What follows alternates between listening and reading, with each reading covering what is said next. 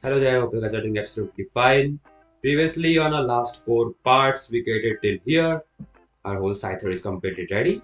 Now what I have to do is tighten these joints. You can see they have gotten quite loose and there will be an obstruction or a problem for me while painting. So I have to tighten them. I have to make them tight. So what I am doing is I have taken some Astral Vetra glue on a surface where I have added tape, and then with the help of pin tool I'll take that glue on the pin and I will add it like this over here. Now you can see I will add it like this over here and then I'll move it. Please make sure you move it, don't let the joint be still like this. Keep on moving it so that it will start to rotate and also it won't stick permanently. Please don't add glue directly. If you do that, if you do add the glue directly, then the joint will be stuck forever and you won't be able to remove it out and it won't move and your whole thing you will have to destroy it and make a new ball joint. Okay. Now you can see this ball joint has been completely hardened or I would say tight. What happens is that whenever we add glue over there, the glue forms a layer inside, and since you are moving it continuously, it doesn't stick, but the layer stays away. Layer stays there over there, and that's why it gets hard. Due to friction, the layer usually goes out. Now you can also see over here that these things can happen with you, that the ball is also kind of moving and the so what you have to do whenever that happens is that same thing over here. You can also see that there has been cracks over here. These things will happen because we this clay is not designed to make action figures. We are making action figures from it because we cannot make plastic at home.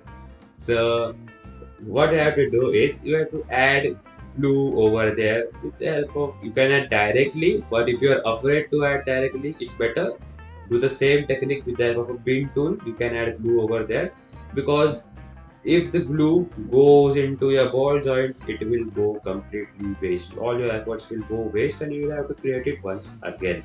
Okay, so this is what, just press it for some time over here. So that will press it sometime and then it will be ready.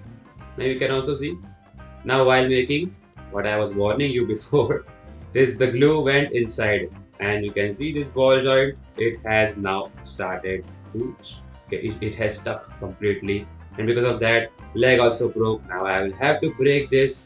This is something which is worst is happening now, but yeah, I fixed it later on. I'll explain that in a later video what you have to do whenever any of that thing happens. Okay, this is the complete new thing that I had to create. It took again 2-3 hours extra.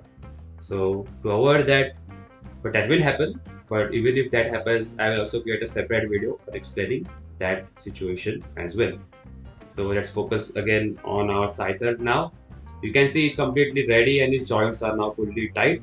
And I also did some more sanding over there. Now you can see we can do various poses of him. Over here we can see neck can look up here and there. Various poses you can see over here. Why do we have to tighten the joints? Mainly because due to weight the joints also get loose. So it is good to have tight joints. But if you are not confident about it, you're afraid, then please don't tighten the joints. You can have loose joints as well. That's not an issue. So I have shown various poses of him. Now it's time that we should paint him. Now you can do your own method, your own way of painting it, but I just show my own way of painting it because many a times people ask me how do you paint it so smooth, and I do it with only brush. I don't use any kind of paint, spray paint or anything like that because I work from home. I don't have a studio as such. So if you use spray paints, then whole smell will get into your home. So it's better to do it with the help of a brush. So what I am doing is over here is I have made the bed much watery and I have added a layer on it, and then with the help of a sponge I am rubbing it on. I am rubbing a sponge on it. Why I am doing this? That will minimize the strokes. Now again I will do this once again. I have allowed the first layer to dry, and then I'm adding this second layer on it. And then again, I will take a sponge and I will rub the sponge on it like this. And later on, after doing this, I will again allow this to harden, or sorry, allow this to dry for around 5 minutes. So like this. If you don't allow this to dry for around like 5 minutes, or you don't use a hair dryer, and again if you paint it, you can see over here that the color is coming off, right? I have always used a hair dryer to do this. So what you have to always do is allow it to dry first. Once you allow it to dry and then later on add another layer, so that will look great. Now you have to keep doing this for 3 to 4 times. If you want a proper smooth finish, then you will have to keep on doing this 3 to 4 times, and then later on you will surely get a smooth finish like this. Looks good, right? There will be strokes. I won't say that strokes won't be 100% invisible, but we can get around 80% smoothness for sure. And you can also see, since the joints are tight, they are not coming in between, so that helps a lot. Also, while working, these things can happen, that some things might get dislocated or something like that, but then you can later on you can attach them. Not a big issue. Similarly, like this, I will do. And there are some parts which are needed to be sanded, but we don't know it before. But after painting, we come to know about that. So later on, you can again sand them and again add paint on it. So like this, I'm giving it a paint over here. I'm only using brush and nothing else, right? I also, whenever you're using a hair dryer to dry this, make sure that you cover the wings, because the wings are made of plastic. So whenever you're using hair dryer, the wings might melt because plastic melt when heat is there. Now what I'm doing over here is that I am adding some Astral Vetra glue with the help of a paint technique only. Why? Because whenever I move the joint, if the body comes in touch with his abdomen, then there are chances that color might get scratched off and scratch marks will start appearing on it. So because of that, I am just added glue over there, and now you can see there are no scratch marks and the color stays completely intact. But there is also a little bit of shine on it because of the glue. So what I will do is I will add varnish on it now. See, you can see over here, if I scratch it like this, the color will come off, right? So I will add a matte varnish on it, so I will have that proper matte look. But this is necessary. If you do this, that will be great. I am using this matte varnish later on for the matte finish look. So I guess this is enough for the coloring, this explanation for the coloring. Similarly, in this way, I can paint it, or I will paint the whole thing. Now, I advise first to paint the lower body first, allow it to dry, varnish it, allow it to dry, and then later on you start painting the upper body, so that you can get to hold it like this. I hope if you have watched the dragon tutorial or any other tutorials, I do the same technique for painting. Okay.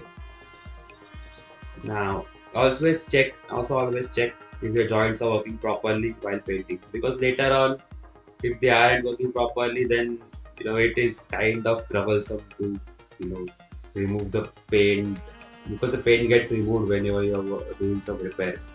So that is boring work. Happens with me all the time, by the way. So Scyther is completely ready, and I hope you liked it. I have added satin varnish to the blades, and whereas for the whole Scyther, I have added the matte varnish only for his body, and for his eyes, I have added gloss varnish. And the black outlines are optional. If you want to, you can make it. I have made them using paintbrush only. I have used a 000 brush. If you don't want the black outlines, you can skip it. Depends on whatever you want. Now we can do any kind of poses. Looks nice. There is also a video on how I created a Pokeball. You can check it out, and it will appear at the end. And this brings an end to our ball joint series, which means that all these three things were created with only using ball joints. Now now on, I will start making other joints, probably maybe hinge joints. Let's see. these two look nice together. Also, thanks for the response that you are giving me for the dragon tutorial and also the dragon wheel. So thank you for everything. Thank you for watching. If you have watched all the 5 parts over here, then thanks again. I had made this gear shifter using only ball joints. I would suggest you should start make it first. That would help you to get an idea of how they look. And then later on we made this Scyther.